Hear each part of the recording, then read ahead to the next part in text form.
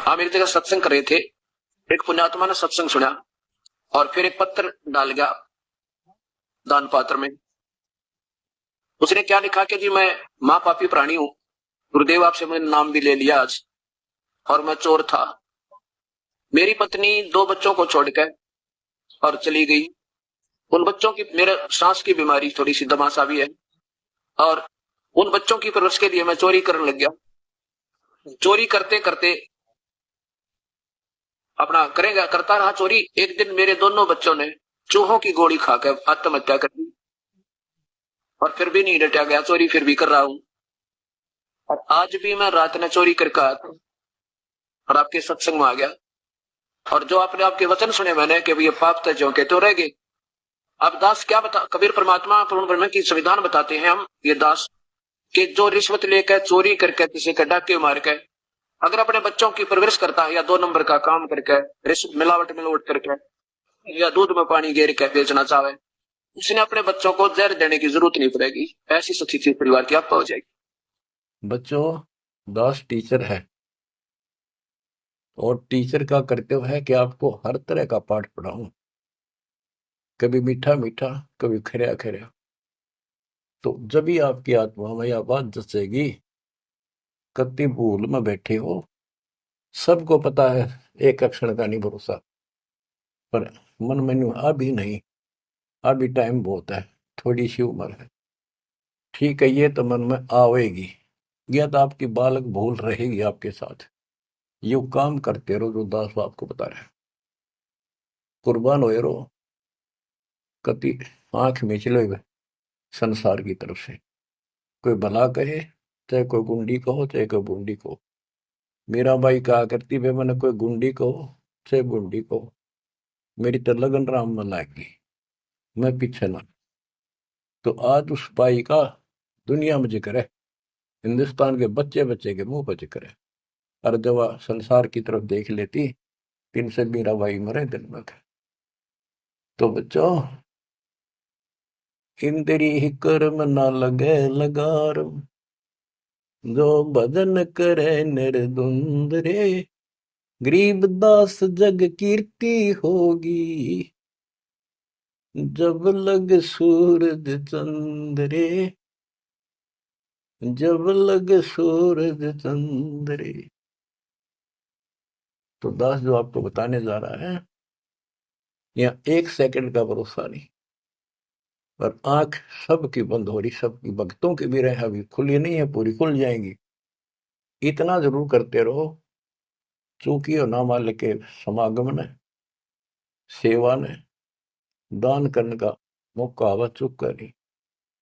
अब आपने blind faith करने का समय आ गया है। पहले तेनों सोचते पता नहीं पैसा कितना है, कैसे लागे है। बीच में काल ने भी अपनी खूब जोर लगाया, भ्रमित करने के लिए दुष्ट लोगों को प्रेरित किया। हमारी संगत में से 10-20 व्यक्ति ऐसे दुष्ट संगत माए कुसंगत उपजा, जैसे बण में बांस, आपस घिस के अगन लगावे, करे बनखंड का भी नाश हो। नाश करना चाहता पर भी हो को नहीं। तो बच्चों, विश्वास करो उस मालिक पे, डट कर सेवा करो। यो पैसा ना जाके दान नहीं करोगे, कितने बीमारी में लग जाएगा, कोई चोर काट ले जाएगा छाती पर बांध रखे, और कितने और समस्या आ जाएगी। कोई लेकर ना देगा, मीठा मीठा बोल के ले लेगा, फिर देखो नहीं, को व्यवसाय में घाटा हो जाएगा। मुंह बैठे लटका अगर बैठे रही हो। दान करें, कहते धर्म तो 10 का नहीं 10 का तीनों लोग, खैर है तुम्हें खैर है, कीजिए आत्म भोग, चिड़ी चौंच भर लेगी, नदी न घटियो नीर, और दान दिए धन घटे नहीं, कह रहे साहिब कबीर। तो हर तरह हर पहलू से अपना आगे चलना पड़ेगा, तभी हम आगे बढ़ेंगे। अब आपको कुछ अमृत वाणी सुनाता हूँ।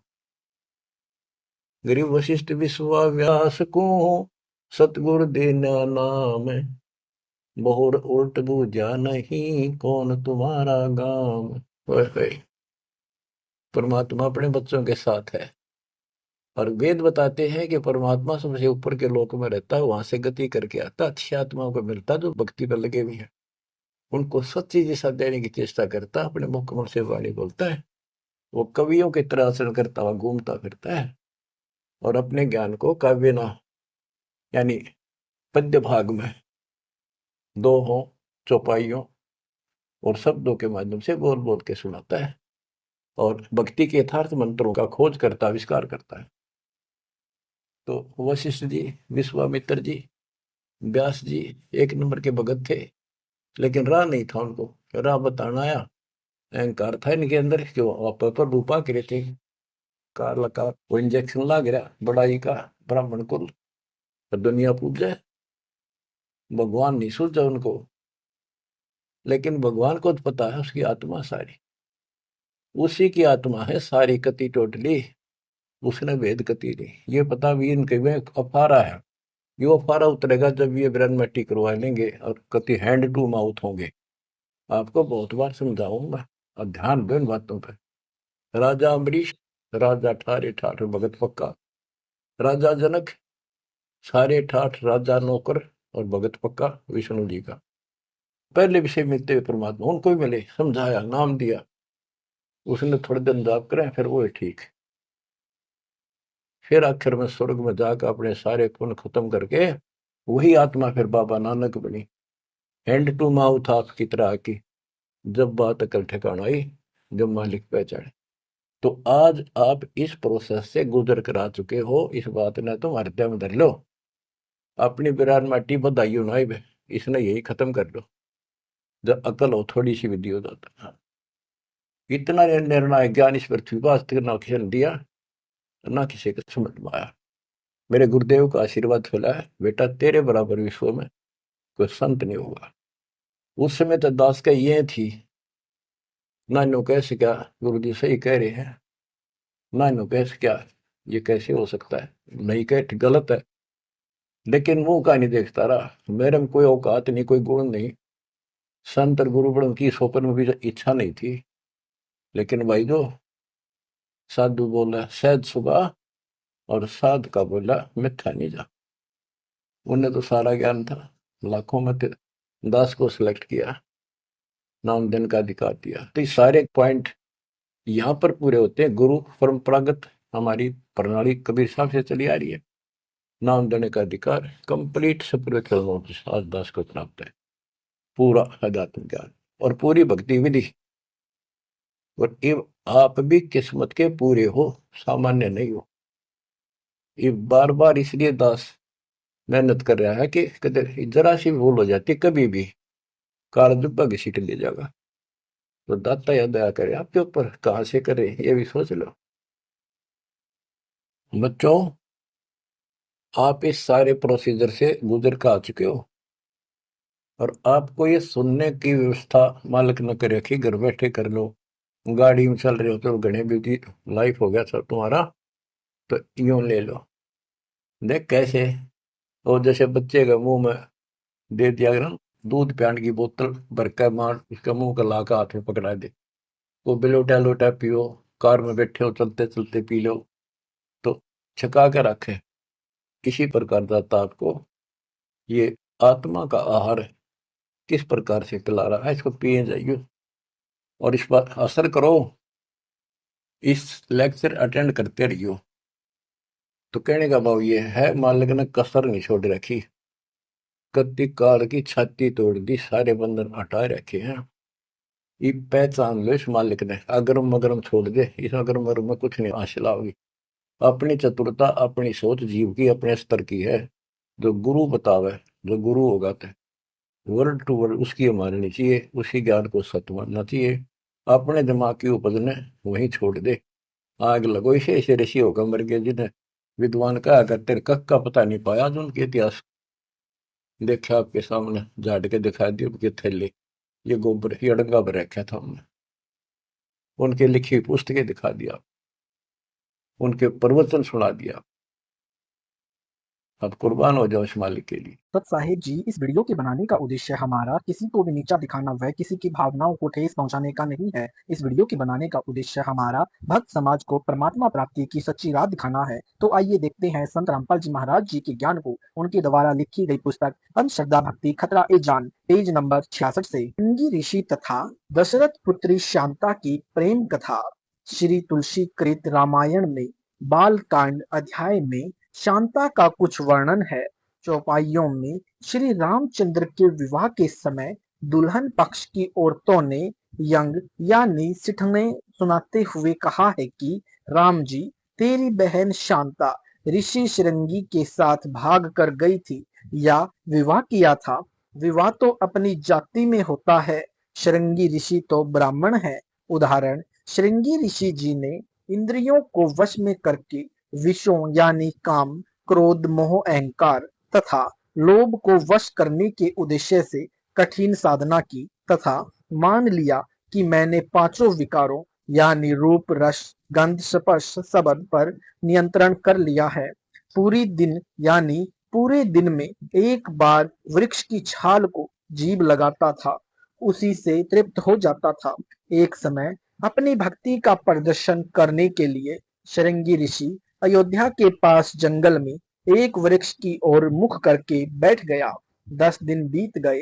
अयोध्या के धार्मिक व्यक्ति खीर, हलवा आदि का स्वादिष्ट भोजन बनाकर ले गए कि ऋषि जी साधना से उठेंगे तो भोजन खिलाएंगे, परंतु श्रृंगी ऋषि दिन में एक बार वृक्ष के तने की छाल को जीभ से चाटता था, आंखें भी नहीं खोलता था और ध्यान मग्न हो जाता।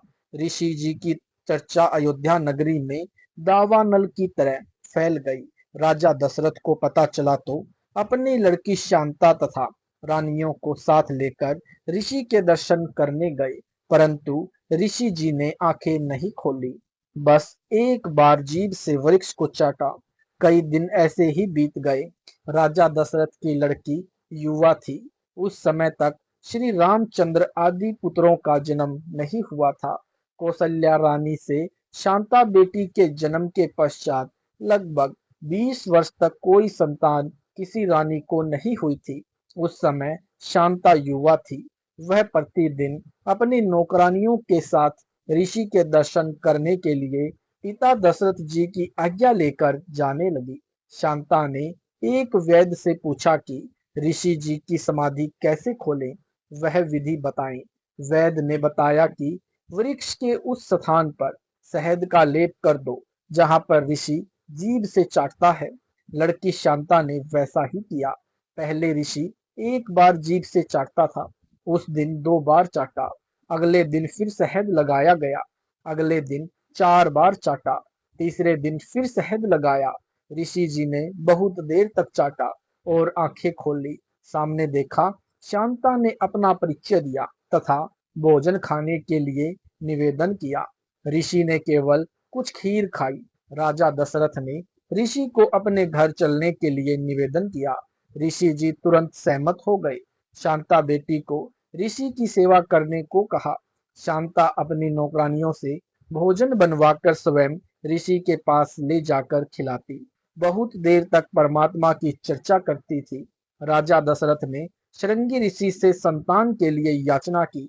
ऋषि ने पुत्र प्राप्ति के लिए एक यज्ञ करने की राय दी तथा कहा कि उस यज्ञ को मैं ही करूंगा तो आपको अवश्य पुत्र प्राप्ति होगी। शुभ मुहूर्त देखकर 6 महीने आगे का समय यज्ञ का रख गया। श्रृंगी ऋषि ने राजा दशरथ से कहा कि मैं आपकी पुत्री शांता से विवाह करना चाहता हूँ। ऋषि की आयु 40 वर्ष थी तथा शांता की आयु 20 वर्ष। राजा दशरथ की जाति क्षत्रिय तथा श्रृंगी ऋषि ब्राह्मण जाति से थे, जिस कारण से राजा दशरथ धर्म संकट में फंसकर चिंतित रहने लगे। यदि मना कर दिया तो श्रृंगी ऋषि के श्राप देने का भय, शादी कर दी तो जाति वालों का भय। एक ऋषि ने राजा का संकट देखकर बीच का रास्ता निकाला। उस ऋषि ने शांता को गोद ले लिया तथा ऋषि श्रृंगी तथा शांता का विवाह कर दिया। श्रृंगी ऋषि शांता को लेकर वन में कुटी बनाकर रहने लगा। कथा सार, गीता अध्याय 4 श्लोक 26 का तात्पर्य है कि कुछ साधक कहते हैं कि जिन्होंने अपनी इंद्रियों का दमन कर लिया वही मुक्ति पाता है। उसी उद्देश्य से श्रृंगी ऋषि ने जंगल में साधना की और मान लिया था कि मैंने अपनी इंद्रियों को वश में कर लिया है, इसलिए अयोध्या शहर के पास बैठकर अपनी सार्थकता का प्रदर्शन करने लगे थे, परंतु मार खा गए। Page number 67। सूक्ष्म वेद में लिखा है, कुरंग मतंग पतंग शरंग भरंगा इंद्री एक ठग्योतीस अंगा। शब्दार्थ 5 विषय विकार हैं, यानी शब्द, स्पर्श, रूप, रस, गंध। शब्द विषय, शब्द यानी संगीत का आकर्षण कान के द्वारा शरीर में जाकर जीव को विवश करता है। शब्द विषय यानी विकार का प्रभाव हिरण में अधिक होता है। मृग पकड़ने वाला जंगल में वाद्य यंत्र से संगीत की विशेष धुनी यानी टून निकालता है, जिसको सुनकर अपने शब्द विकार के वश हुआ कुरंग यानी मृग शिकारी की ओर खींचा चला जाता है और शिकारी के सामने बैठकर धुन का आनंद लेने लगता है। शिकारी उसे पकड़कर मारकर अपना धंधा चलाता है। हिरण एक विषय के वश होकर मर गया।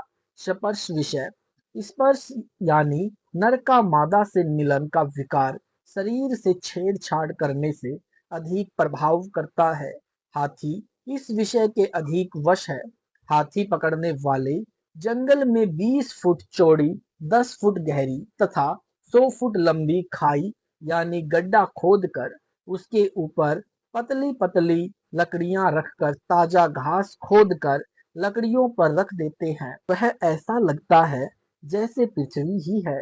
एक पूरी तरह ट्रेंड की गई हाथनी को हाथियों के झुंड में भेजते हैं।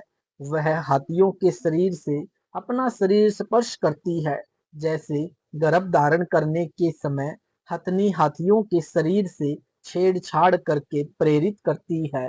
वह कई हाथियों के साथ अपना शरीर रगड़ कर वापिस चल देती है। जिन जिन हाथियों से छेड़छाड़ की थी वे काम वासना के प्रभाव के कारण हथनी से मिलन करने की इच्छा से पीछे पीछे दौड़ लगाते हैं। हथनी तेज दौड़कर उस गड्ढे से बचकर बराबर से निकलकर गड्ढे के मध्य में दूसरी ओर खड़ी हो जाती है। कामांध यानी कामांध हाथी गड्ढे को नहीं जांचता, हवस पूर्ति के लिए सीधा चल पड़ता है और गड्ढे में गिरकर परवश हो जाता है।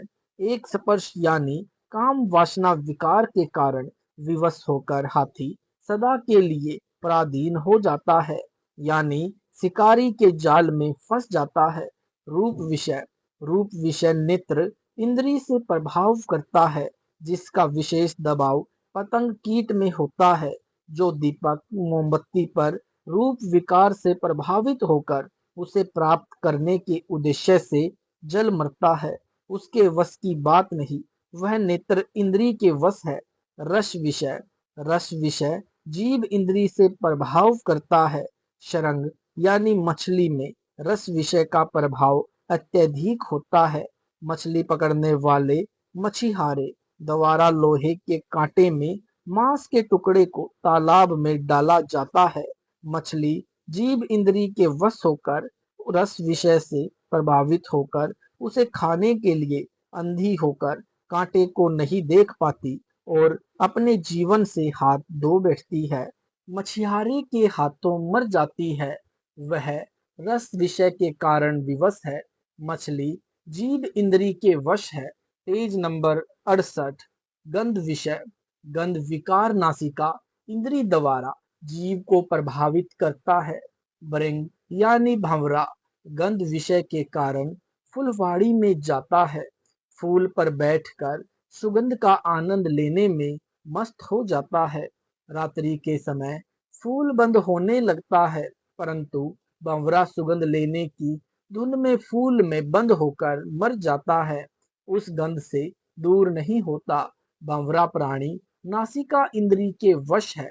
सूक्ष्म वेद में कबीर परमेश्वर जी ने समझाया है कि जो साधक शास्त्र विधि के विपरीत अपनी इच्छा से मनमाना आचरण करके अपनी इंद्रियों को विषयों यानी विकारों से हटाने के लिए दमन करते हैं और इसी को अपनी अध्यात्म उपलब्धि तथा सफलता मानते हैं। यह उनको संपूर्ण अध्यात्म ज्ञान का अभाव के कारण भ्रम है, क्योंकि कुरंग मतंग पतंग शरंग अरु भृंगा इंद्री एक ठग्यातिस अंगा तुमरे संग पांचों प्रकाशा योग युक्त की जूठी आशा। शब्दार्थ। परमेश्वर कबीर जी ने सूक्ष्म वेद में समझाया है कि मृग, हाथी, मतंग, मछली तथा भंवरे में तो एक एक इंद्री का प्रभाव है, जिस कारण से वे धोखा खाते हैं, मर जाते हैं, बच नहीं पाते। हे मानव यानी स्त्री या पुरुष, आप में तो पांचों विषयों का प्रबल प्रभाव है, इसलिए पांचों इंद्रियों को दमन करने का व्यर्थ प्रयत्न करते हो। समय आने पर आप इन इंद्रियों के दोष से बच नहीं पाते हो। उस समय आपकी इंद्रियों को साधने वाली मनमानी साधना व्यर्थ सिद्ध होती है। इसलिए शास्त्र विरुद्ध उपासना से योग युक्त होने की आपकी झूठी आशा है। ऊपर प्रमाण बताया है कि श्रृंगी ऋषि ने अन्न जल त्याग कर अपने आप को योग युक्त मान लिया। गीता अध्याय 6 श्लोक 16 में यही बताया है कि यह योग युक्त यानी परमात्मा मिलन की साधना न तो बिल्कुल न खाने वाले की, न अधिक खाने वाले की, न बिल्कुल सोने वाले की, न अधिक सोने यानी शयन करने वाले की सफल होती है। शृंगी ऋषि ने बिल्कुल न खाने तथा बिल्कुल न सोने वाली क्रिया हठ योग से की।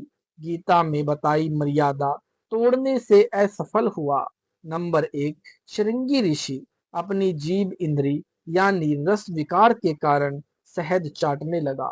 नंबर 2, नेत्र इंद्री यानी रूप के कारण शांता पर आसक्त हो गया, अपना उद्देश्य ही भूल गया। नंबर 3, श्रवण इंद्री यानी शब्द विषय से प्रभावित हुआ, क्योंकि शांता महल के बाहर पार्क में मस्ती से घूमती थी और मधुर आवाज में गाने गाती थी। श्रृंगी ऋषि सुन सुनकर कुर्बान हो गया। नंबर 4, शांता सुगंधित तेल का प्रयोग करती थी, उससे भी ऋषि को आकर्षण हुआ। नंबर 5, लड़की अपने शरीर के अंगों को ऋषि से जानबूझकर अनजान बनकर स्पर्श करती थी, जिस कारण से श्रृंगी ऋषि लड़की को प्राप्त करने के लिए तड़फ गया। पेज नंबर 69, अपना उद्देश्य भूलकर शांता से विवाह कर लिया। विचार करने की बात है कि वह वर्षों की साधना जो इंद्रियों विषयों यानी विकारों को समाप्त करने वाली का क्या प्रयोजन था, वह व्यर्थ थी, परंतु उसे मोक्षदायक तथा पाप नाशक जानकर कर रहा था, जो श्रृंगी ऋषि के आध्यात्मिक ज्ञान के टोटे का परिणाम था। कबीर परमेश्वर जी ने कहा है कि इंद्रियां मन के अधीन है, जब तक मन पर अंकुश नहीं लगेगा तब तक इंद्रियां वश करना तो दूर की कौड़ी है, कोई भी साधना सफल नहीं हो सकती। मन पर अंकुश तत्व ज्ञान यानी सूक्ष्म वेद से लगता है, जिस ज्ञान का अभाव है पूर्ण मोक्ष यानी जन्म मरण तथा जरा यानी वृद्धा अवस्था से छुटकारा में बाधा है। वह सूक्ष्म वेद यानी तत्व ज्ञान स्वयं परमेश्वर पृथ्वी पर प्रकट होकर अपने मुख कमल से बोलकर वाणी द्वारा बताता है, जिसका वर्णन गीता के इसी अध्याय 4 श्लोक 32 तथा 34 में है। यह आगे बताया जाएगा। अब गीता अध्याय 4 के श्लोक 27 से 30 श्लोकों का वर्णन करता हूँ। गीता अध्याय 4 श्लोक 27। इस श्लोक में कहा है कि अन्य साधक भी 10 इंद्रियों यानी 5 कर्म इंद्रियों यानी हाथ, मुख, पैर, गुदा, लिंग तथा 5 ज्ञान इंद्रियों यानी कान, जीभ, आंख, नाक, त्वचा तथा प्राणी यानी प्राणों यानी श्वासों को साधने वाली क्रियाएं करके उसी से संतुष्ट होते हैं तथा श्वासों पर आते जाते ध्यान करके अपनी साधना सफल मानते हैं। गीता अध्याय 4 श्लोक 28। इस श्लोक में कहा है कि कई साधक द्रव्य यानी धन से होने वाली यज्ञ यानी धार्मिक अनुष्ठान करने मात्र से संतुष्ट हैं कि हमने पाप नाश कर लिए, यानी इसी को मोक्ष हुआ मानते हैं। द्रव्य यज्ञ वह है जिसके तहत धार्मिक भोजन भंडारा यानी लंगर करना, गरीबों या संतों भक्तों को कंबल कपड़े बांटना, प्याऊ लगवाना, धर्मशाला कुएं आदि बनवाना द्रव्य यज्ञ वही कही जाती है। यानी इसी के विषय में गीता अध्याय 4 श्लोक 33 में कहा है कि द्रव्य यज्ञ से ज्ञान यज्ञ श्रेष्ठ है। गीता अध्याय 4 श्लोक 28 में फिर कहा है कि कुछ साधक घोर तप करके अपनी साधना सफल मानते हैं, कुछ योग आसन करके उन्हीं से चलती कार रोक कर छाती पर पत्थर रखकर फुड़वाते हैं, वजनदार रेहड़ी को खींच कर दिखाते हैं, हाथों पर चलकर दिखाते हैं।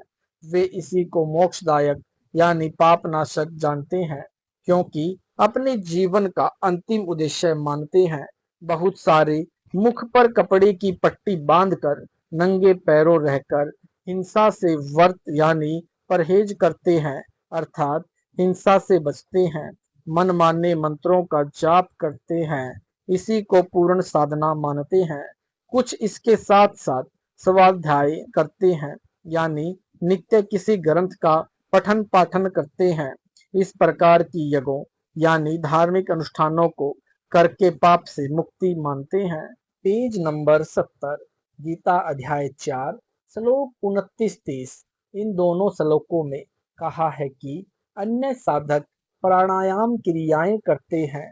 पान वायु वह है जो श्वास द्वारा अंदर शरीर में लेते हैं, अपान वायु वह है जो श्वास द्वारा बाहर छोड़ते हैं, तथा जो गुदा द्वार से गैस रूप में निकलती है उसे भी अपान वायु कहते हैं। कुछ साधक अपान वायु को प्राण वायु में हवन करते हैं, यानी रेचक कुंभक क्रिया से अभ्यास करते हैं।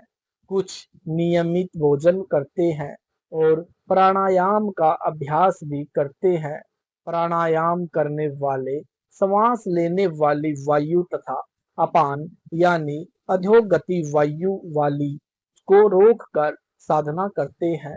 इसी योगिक क्रिया को मोक्षदायक मानते हैं। उपरोक्त श्लोक 25 से 30 तक में कहे साधक अपनी अपनी यज्ञों द्वारा यानी आध्यात्मिक क्रियाओं द्वारा पाप नाश होना जानते हैं। पाप रहित साधक ही मोक्ष प्राप्त करता है। भावार्थ है कि उपरोक्त सब साधक अपनी अपनी धार्मिक क्रियाओं द्वारा मोक्ष मानते हैं। गीता अध्याय 4 श्लोक 31 में कहा है कि हे कुरु श्रेष्ठ अर्जुन, उपरोक्त श्लोकों के वर्णन में जो यथार्थ ज्ञान नहीं है उस बचे यज्ञों यानी साधना की क्रियाओं का ज्ञान जो गीता में नहीं है वह तत्व ज्ञान में है जिसका वर्णन शेष है। उस बचे हुए यज्ञों यानी धार्मिक साधनाओं के ज्ञान अर्थात सूक्ष्म वेद के अनुसार अनुष्ठान करने से बचे प्रसाद को खाने वाले तत्व ज्ञान से परिचित होकर सत्य साधना करके सनातन ब्रह्म को प्राप्त होते हैं। जो भक्ति नहीं करते वे इसी लोक में दुखी रहते हैं, तो वे अन्य ऊपर के लोकों में कैसे सुखी होंगे। उस सनातन परम धाम यानी उस सनातन परमात्मा को तत्व ज्ञान से प्राप्त किया जाता है। तत्व ज्ञान यानी सूक्ष्म वेद कैसे प्राप्त हुआ उसका संकेत गीता अध्याय 4 श्लोक 32 में इस प्रकार है। गीता अध्याय 4 श्लोक 32 इस श्लोक में सूक्ष्म वेद की उत्पत्ति का संकेत दिया है।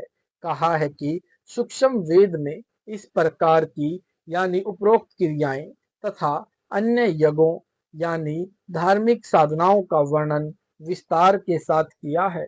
उपरोक्त साधनाओं से लाभ क्या है, हानि क्या है, यह भी सूक्ष्म वेद में बताया है तथा यथार्थ भक्ति साधना जो पूर्ण मोक्षदायक है उनका वर्णन भी सच्चिदानंद घन ब्रह्म ने अपने मुख कमल से बोली वाणी में विस्तार से साथ बताया है।